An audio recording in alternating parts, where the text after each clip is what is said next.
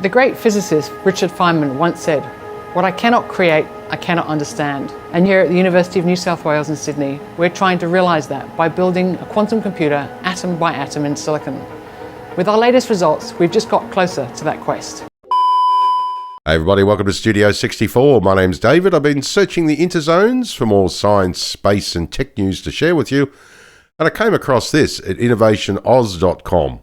This should be very interesting indeed. Yes, the University of New South Wales delivers atomic quantum computing breakthrough. This should be very exciting. Let's see what these guys have come up with. Again, I'm not a scientist myself, just love sharing science, space and tech news with everybody. Anybody out there who's a quantum computing person, please feel free to comment on the video because we'd love to hear from you. This is amazing stuff, this. Researchers at the University of New South Wales in Australia have claimed a world-first breakthrough by demonstrating provable quantum entanglement between two atoms in silicon, a crucial step for scaling quantum computers. Now, entanglement between at least two qubits is the phenomena that enables information to be encoded and processed in a quantum computer. Now, this was demonstrated by the University of New South Wales-led team between two electrons on separate phosphorus atoms. Now, the phosphorus atoms are implanted on a silicon chip, similar to those in modern-day computers and electronics. It potentially enables computer manufacturing scale-up with existing chip and fabrication techniques. That's interesting because it takes our existing technology and allows it to adapt for future technology instead of having to, create something entirely new in order to do this. Kind of like George Lucas not having the ability to make special effects for the original Star Wars film, so he had to create the tools to allow him to create the special effects. Absolutely fantastic, because that then spawned Industrial Light and Magic, which allowed them, many movies to go on from there, including Back to the Future and all that sort of stuff. So without George Lucas developing the tools to create the special effects based on the technology they had at the time, leap into the future, and this is what these guys have done.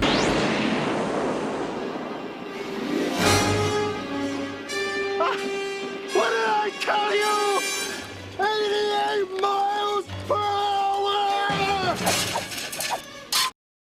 Yes, absolutely amazing. Now, as usual, I'll leave the link to the main article below the video so you can pop in, check out the embedded links, go for a bit of a deeper dive if you want beyond the main article. Very interesting, believe me. And I've also put a link there to a series of videos by Professor Andre Morello, that little short videos, little playlist there about background in quantum computing. Very, very interesting indeed.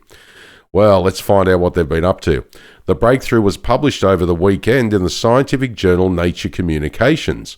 Now, lead author Dr. Holly Stemp said it is not the first time quantum logic operations have been attempted in this way, but it is the first to demonstrate that two atoms have been entangled with such a high degree of confidence. Now, Dr. Stemp said that the phosphorus atoms are excellent at storing quantum information, but because they are so small, it is difficult to make them talk to each other, let alone create genuine quantum entanglement. Now, from the strength of the entanglement interaction, the atoms were separated by around 20 nanometers, just 1,000th of the thickness of a human hair. Absolutely amazing.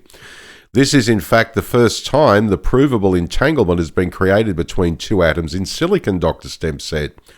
Now, research team lead Professor Andre Morello explained that entanglement is the real game changer of quantum computing, as it allows the creation of digital code words that really do not exist in a classical computer.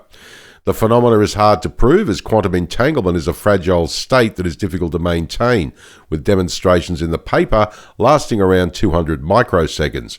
It's a start, and I believe in starts. We can get better from there. Experts from the Sandia National Laboratories in the US helped the University of New South Wales-led team deliver sophisticated techniques to quantify how perfectly the quantum operations entangled the atoms. Now, Professor Morello was one of the co-authors on a patent owned by the University of New South Wales that describes the quantum logic operations used in the latest breakthrough, which is yet to be licensed. He told InnovationOz.com the demonstration builds on a previous breakthrough in 2016 that demonstrated entanglements between an electron and the nucleus of a single phosphorus atom on a silicon chip. Now, unlike an atom's nucleus, electrons can move around. This is what really opens the door to scaling up the process, because electrons can be moved around like you do in any normal electronic device, Professor Morello said. Really? That's fascinating, isn't it? So you can scale up the process to do something that you would do on a much smaller level. Absolutely incredible. So you can do it on a much larger, on a macro level as opposed to a micro level, I guess, if you're putting it in plain understandable terms. The chips used in the demonstration were fabricated using ion implantation, a technique already used widely in the semiconductor industry but tailored to the needs of Professor Morello's team. Now, phosphorus atoms are fired into the silicon at incredibly high speeds that embedded about 20 nanometers below the surface of the chip.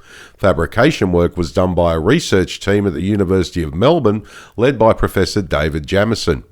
Now, the quantum computing technology proved in this paper is different to the technology that University of New South Wales spit-outs silicon quantum computing and Dirac are pursuing.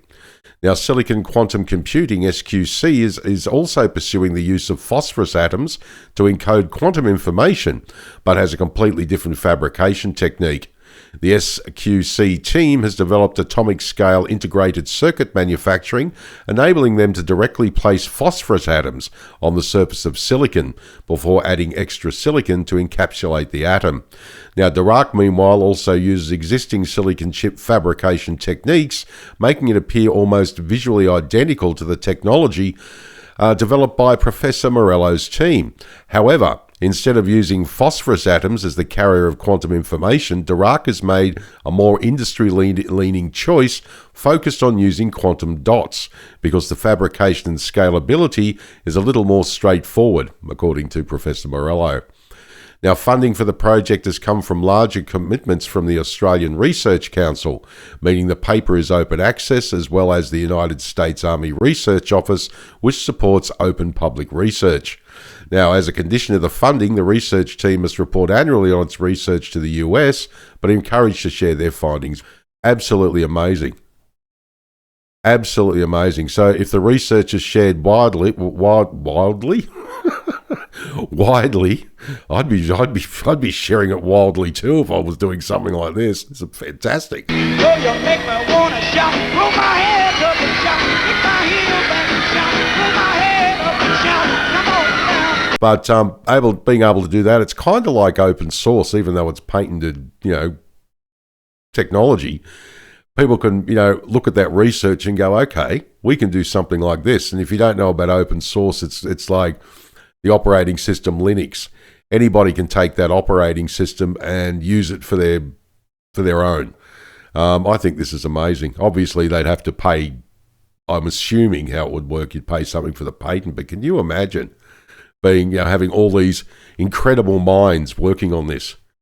Absolutely fantastic, and they're the two geniuses again themselves.